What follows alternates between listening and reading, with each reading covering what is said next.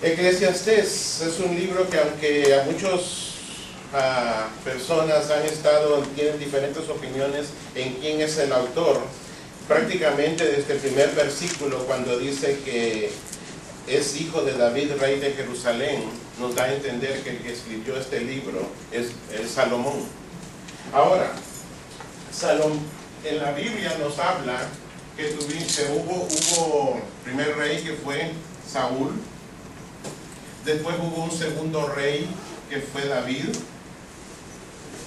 Saúl comenzó bien, pero prácticamente, si puedo cambiar la forma, diríamos, comenzó bien, pero rápido se cayó, pecó. David, podríamos decir que fue estable, y por eso llegó a ser considerado el amigo de Dios. Pero después David tuvo un hijo, Salomón, y Salomón comenzó muy bien, porque cuando Dios le pide ¿qué quiere?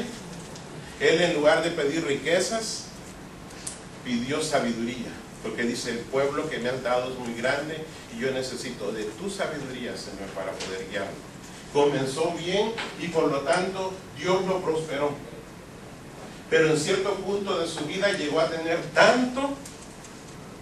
Si digamos hoy, si para ese entonces hubiera existido esta revista Forbes, donde aparecen todos los millonarios, él aparecería en cada revista, porque no hay nadie que pueda tener tanto dinero como él tuvo. Llegó a tener 1000 mujeres, entre esposas y concubinas, pero también eso fue su decadencia. Y se dice que Eclesiastés lo escribió casi al final de sus días, en un momento de pedirle a Dios sabiduría. Cuando estaba en su mejor apogeo es cuando escribe Proverbios y el libro de Cantar de los Cantares, pero casi al final, después de haber experimentado las dos partes, es que escribe Eclesiastés. Y por eso es que ustedes han estado escuchando acerca de vanidad. Todo lo que ocurre en esta vida, dice, al final es vanidad. Y es su propósito habla de la lucha del hombre por encontrar propósito, significado y satisfacción en la vida. ¿Acaso no es lo mismo que nosotros buscamos? Sin embargo, llega a la conclusión que las cosas de este mundo son simple vanidad, sin ningún valor moral de profundidad. Sin Dios, la vida y la creación carecen de significado. Ahora eso explicaría el por qué. ¿Cuántas veces nosotros hemos estado ahí? Trabaja, produciendo dinero, y de repente en un ratito se va como agua. Una situación como esta, ¿qué tal si la hermana calladita la boca no nos hubiera dicho, pero tuviera miles de dólares en la cuenta de banco? En una situación como esta, se van. Y después de eso, muchas veces nosotros estamos en el afán de ahorrar y ahorrar, porque el tener cierto dinerito guardado allí como que nos da un sentido de seguridad. Cambiamos la seguridad de Dios por esa seguridad del dinero. Y al final, todo eso es vanidad. El autor quiere mostrar al hombre que el conocimiento, el placer, las riquezas, las posesiones materiales e incluso el trabajo duro no pueden dar un contentamiento permanente. Usted puede esforzarse toda la vida, puede alcanzar varios degrees académicos, puede tener mucho dinero en su cuenta de banco, muchas posesiones materiales, pero al final eso no le va a dar contentamiento. Así como vino, así se va a ir. La Biblia el libro de Eclesiastés usa como aproximadamente 37 veces la palabra vanidad en relación a lo que se desvanece como un espejismo. Dice que la sabiduría meramente humana es vanidad. ¿Y cuántas veces nosotros nos jactamos que sabemos más que alguien? Y dicen que eso es vanidad. Tú crees saberlo todo, no sabes nada. Los placeres. Parece un mal ejemplo. Hombres, ¿cuántas mujeres podríamos llegar a tener en el mundo?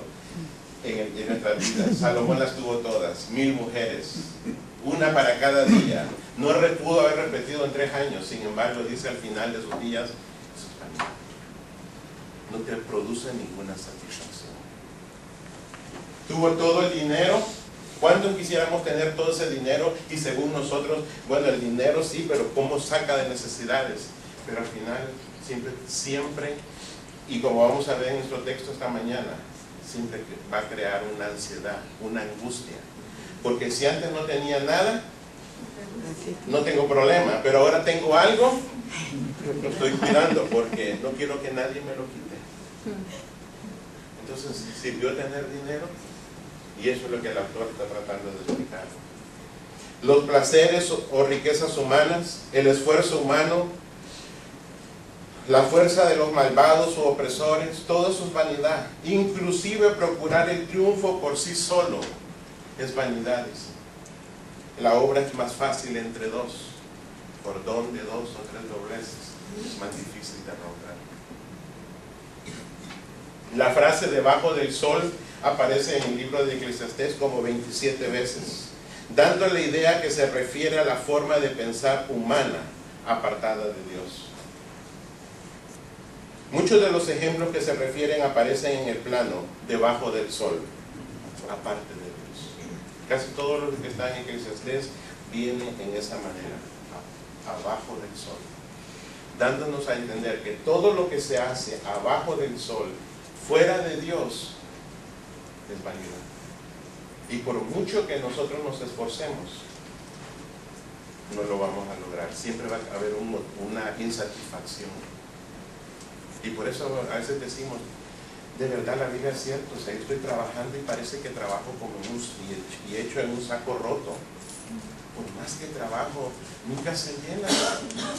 Cuando yo creo que ya lo logré, de repente, no hay nada.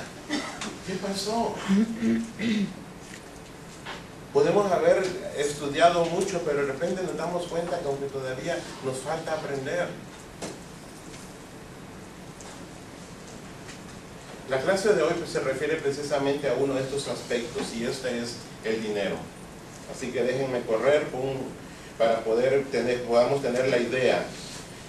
Dice, es una tragedia el subir la escalera del éxito solo para llegar a la cima y encontrar que la escalera está apoyada en la pared equivocada.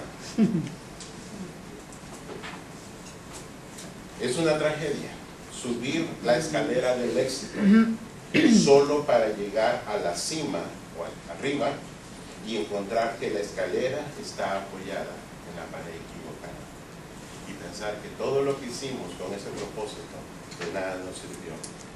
Nos esforzamos día a día para construir nuestras vidas, nuestro legado, pero la pregunta es, ¿te has preparado para la eternidad? La Biblia dice que nuestra vida, si ponemos esta la línea del tiempo, hay un día donde tú naciste, aquí. Pero hay un día donde físicamente vamos a morir. Dice que nuestro cuerpo va a ser enterrado y se va a hacer polvo. Pero el espíritu, desde el día que fue formado, sigue y sigue, como la batería, esta es de berredo, sigue por la eternidad. Pero la Biblia dice que cuando nosotros morimos, es una calle de 2 vías, o es al cielo o al infierno. Pero la única forma de decidir a dónde vamos es en algún momento de nuestra vida aquí. ¿Sabes cuándo? Cuando alguien te hace la invitación, ¿te gustaría invitar a Cristo Jesús como el Señor y Salvador de tu vida? Cuando alguien te hace esa invitación, es cuando tú tienes la opción de decidir a dónde vas a ir. No después de muerto, eso no se puede hacer después de muerto, porque la decisión es personal.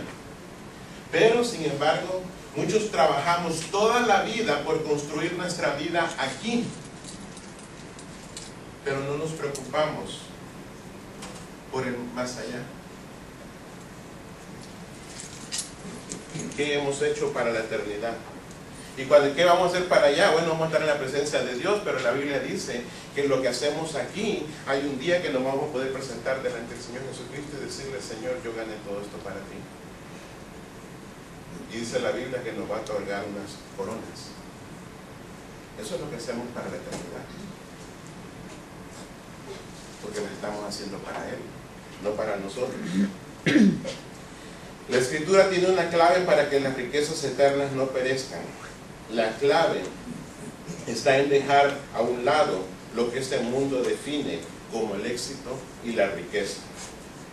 En otras palabras, hermanos, si usted aquí, de este lado tenemos el éxito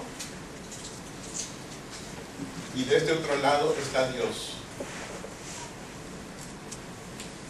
Ambas fuerzas se oponen. No hay manera de tener las dos juntas. El éxito del mundo y las riquezas, por supuesto que las puedes tener si te esfuerzas. Si robas, si matas, si engañas, si mientes, por supuesto que las puedes tener. No puedes tener a Dios, pero no se pueden tener las dos juntas. No se pueden tener las dos juntas. Hay un éxito que viene de parte de Dios, y ya lo vamos a leer en otro texto, pero no se puede tener este tipo de éxito del mundo, no se puede tener a la par con Dios. Y eso está diciendo: esto es vanidad. Leamos en el capítulo 5 los versículos 8 y 9.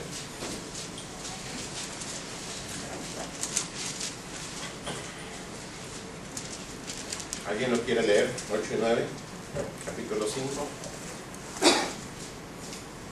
Si opresión de pobres y perversión de derecho y de justicia vieres en la provincia, no te maravilles de ello, porque sobre el alto vigila otro más alto, y en una más alto está sobre ellos.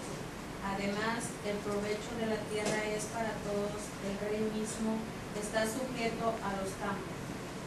Gracias. ¿No les suena familiar esto? A veces nosotros nos queremos unir a causas y luchar por causas justas, porque la opresión, ¿se recuerdan cuando siempre hemos dicho a nosotros, es que esto no es justo? En el trabajo llegó y ya le dieron un aumento de sueldo y yo estoy aquí de tantos años, no es justo. Los gobiernos toman control y piden cantidades enormes de dinero, taxes, esto, y nosotros decimos, pero no es justo. Es que los ricos aquí, los pobres aquí, y ahí salimos nosotros queriendo luchar una causa. Dice, Salomón está diciendo, hey, esto va a ocurrir, porque estas son las cosas que ocurren debajo del sol. El corazón del hombre siempre quiere más. El corazón del hombre sin Cristo está buscando el éxito, está buscando el dinero, y siempre va a cometer injusticias, oprimiendo al que puede, y de eso se está refiriendo. La opresión de pobres y perversión del derecho y de justicia vieres en la provincia, no te maravilles de ello, porque arriba de ellos hay otro que está pidiendo dinero, y sobre este hay otro que está pidiendo dinero. Entonces este saca para él y para su propia cosecha. ¿Se acuerdan Mateo? ¿Por qué nadie lo quería? Porque era un cobrador de impuestos. ¿Y qué hacía él? Él cobraba los impuestos para Roma, pero cobraba para él también. No te maravilles. Además, el provecho de la tierra es para todos. El provecho de la tierra es para todos. O sea, que todo el mundo come de ese pedacito de tierra. El rey mismo está sujeto a los campos. Todo el mundo. Por eso a veces cuando escuchamos, pero se comenzó, está ocurriendo tal cosa, no debería asustarnos. Porque ese es el corazón del hombre sin Cristo. Ese es el corazón. La mayor parte de nuestra atención está en las noticias y en nuestras discusiones de estos días alrededor de la política y el gobierno. Muchas personas se preocupan por la dirección de nuestro país. Y eso es lo que se está refiriendo el autor de Eclesiastés. Esto va a ocurrir. No importa cuántas promesas. Nosotros venimos de países latinos donde escuchamos cada presidente, cada promesa que hace, cuántas las cumple. Por lo mismo. Bueno, ya lo mencioné. Hablamos siempre de que nos referimos a algo que no es justo. Veamos los versículos 10 y 12. Alguien más que lo lea, por favor, siempre ahí en capítulo 5. No todos. El que ama. Sí. El que ama el dinero no se saciará de dinero. Y el que ama el mucho tener no sacará filo. También esto cuando aumentan los bienes, también aumentan los que los consumen. Qué bien, pues tendrá su dueño si no va los procesados. Entonces, Dulce es el sueño del trabajador. Coma mucho, coma poco, pero al rico no le deja dormir la abundancia. ¿suena eso extraño? Eso no es verdad, ¿verdad? Eso no nos ocurre a nosotros. Da mucha plata. Uno de los comentarios que leí dice, comenta que mucha gente pone el dinero como un Dios. Y ese es el problema, poner el dinero como un Dios. Ellos lo aman, ellos hacen sacrificios para obtenerlos, lo guardan y saber que lo tienen allí les da un sentido de seguridad. El corazón de las personas fue diseñado para ser satisfecho completamente por Dios. Si podríamos decir que nuestro corazón humano es un triángulo que representa a Dios de alguna manera, Dios Padre y Espíritu Santo. Y nosotros tratamos de llenarlo con un cuadrado, con un rectángulo, con una estrella. Nada va a hacer satisfacer nuestro corazón. Lo único que encaja perfectamente es ese triángulo en nuestro corazón. Porque nuestro corazón fue diseñado de esa manera. Porque en el plan original de Dios siempre fue que nosotros lo alabáramos y lo glorificáramos a Él. Que el poder estar en esta relación estrecha con Él iba a ser todo lo que nos iba a llenar, no otra cosa. Y por eso el deseo constante nosotros de estar buscando algo. Y corremos hacia el estudio, corremos hacia el trabajo, nos hacemos workaholic, como dice esta palabra del siglo XX, trabajar mucho por tratar de obtener dinero. Con frecuencia leemos que un deportista profesional o un artista o estrella de la realidad se enriquece casi de la noche a la mañana. ¿Cuánto dinero hace un artista en una sola presentación? Mucho dinero. Sin embargo, también vemos su caída. Personas como estas artistas Lindsay Lohan, que fueron artistas para nuestros niños, modelos, o estaba leyendo de Amanda Bynes, hoy están envueltas en droga. Esta niña Amanda, según sus padres en las últimas noticias que salió, gastar como $1,5 millones solo en drogas y cosas que la familia está tratando de poner un stop a eso, porque no saben qué hacer con tanto dinero.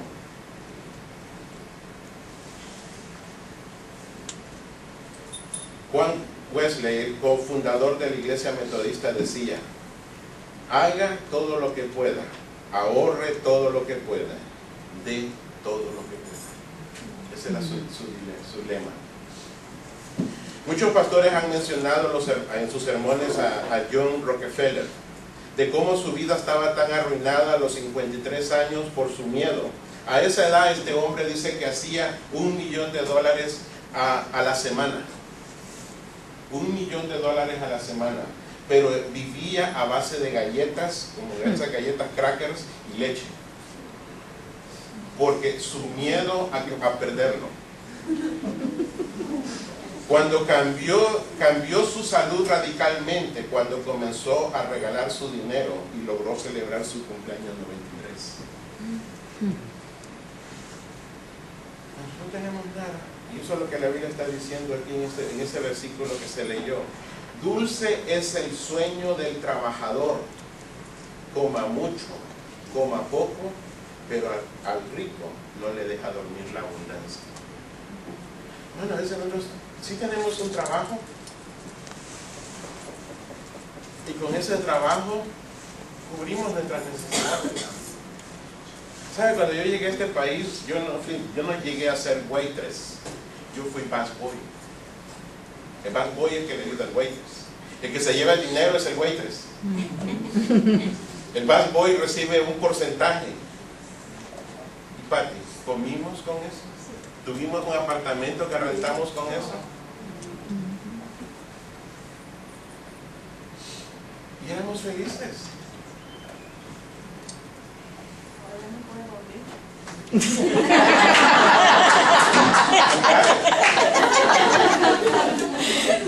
Ahora ya veo porque mucha ojera.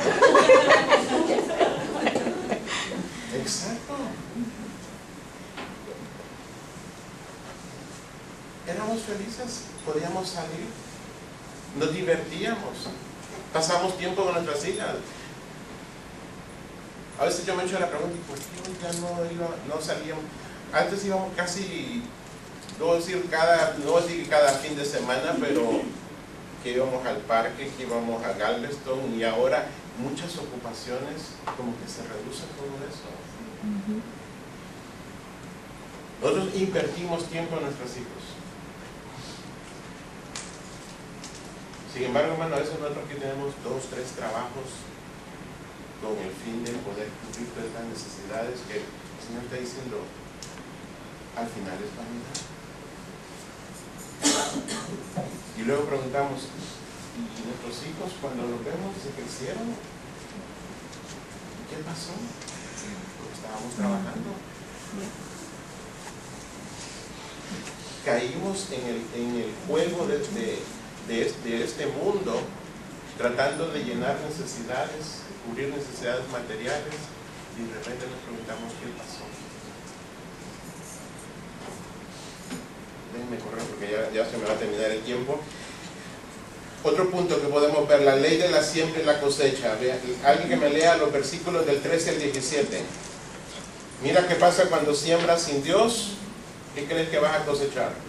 Dolor. Del 13 al 17. He visto un mal terrible en esta vida, riquezas acumuladas que redundan en prejuicio de su dueño, y riquezas que se pierden en un mal negocio.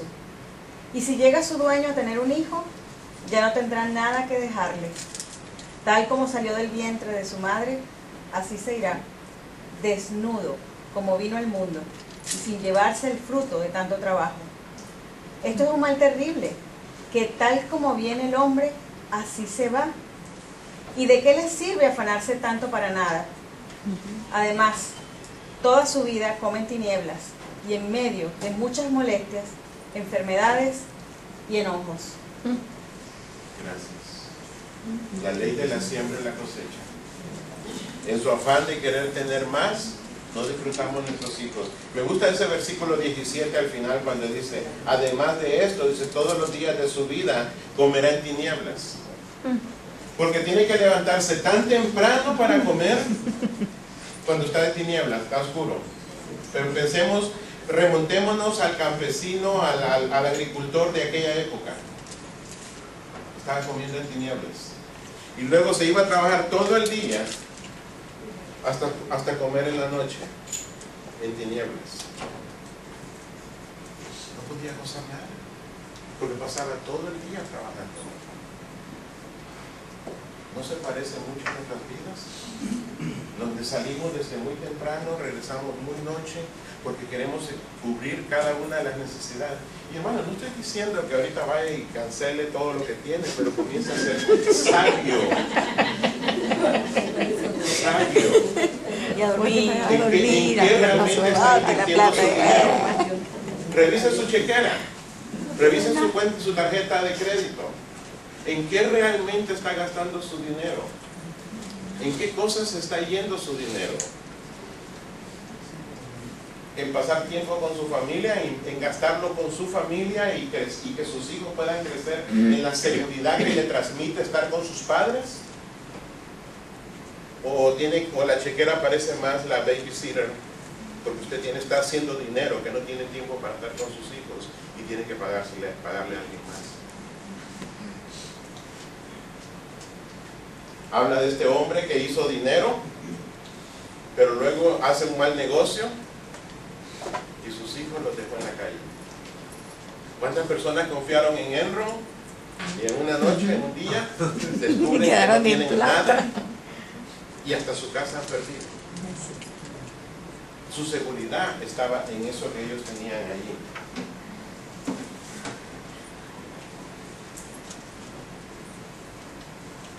Entonces, ¿cuál es el propósito de todo esto? Y con este punto voy a terminar. Ser capaz de disfrutar de la vida es un regalo de Dios. Veamos los versículos 18 al 20.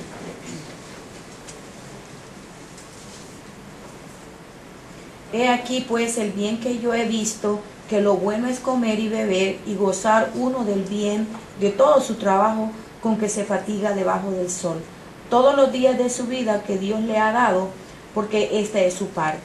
Asimismo, a todo hombre a quien Dios da riquezas y bienes, y le da también la facultad para que coma de ellas y tome su parte y goce de su trabajo, esto es un don de Dios. Porque no se acordará mucho de los días de su vida, pues Dios los llenará de alegría, el corazón. Gracias. Bueno, los pobres protestamos porque el rico tiene dinero. Y según este versículo, Dios es el que da la riqueza. Amén. Ser pobre no es un delito, hermano. No es un pecado, no es malo. Es una bendición, ¿sabe? Porque confiamos de Dios. Dependemos de Dios. Vemos la mano de Dios. Como digo, el tiempo que nosotros, comparado entre lo que gano quizás hoy a lo que ganaba en ese entonces, pero el alimento nunca faltó, el techo nunca faltó, mis hijas nunca se enfermaron, nunca tuvimos que correr a una operación. O sea, Dios se encargó de cubrir estas necesidades. Uno lo lee en el libro de Éxodo, cuando el pueblo caminó 40 años en el desierto. Dice que ni sus zapatos se desgastaron. ¿Acaso Dios no puede hacer eso mismo hoy en día? Nuestra ropa no se desgasta, nuestros zapatos no se desgastan. Dios puede cubrir todas esas necesidades. Nuestros hijos no se enferman, no tenemos que hacer gastos de repente, porque Dios está cubriendo cada una de esas necesidades. Pero dice que asimismo a todo hombre a quien Dios da riqueza y bienes le da también facultad. Al uno como al otro le da la facultad. ¿Para qué dice? Para que bueno es comer y beber y gozar uno del bien de todo su trabajo. Gane poco, coma, beba y gócelo. Si Dios lo ha bendecido, coma, beba y gócelo. Esa debería de ser la actitud de nuestro corazón. Pero muchas veces no existe, porque estamos buscando el éxito. Y cuando estamos buscando eso, perdemos nuestros hijos, perdemos la familia, perdemos la paz, la tranquilidad, estamos con el miedo que nos van a robar. Y se pierde todo. Y sobre todo perdemos la bendición de Dios. Y eso es lo que Eclesiastés. Y hay otras cosas más, pero se acabó el tiempo. Así que continuará la próxima semana. Continuará. No se lo pierdan. Esta semana salió un artículo en ABC News que decía: un estudio encuentra que el 28% de los millonarios piensan que no son ricos. Porque quieren más. Quieren más.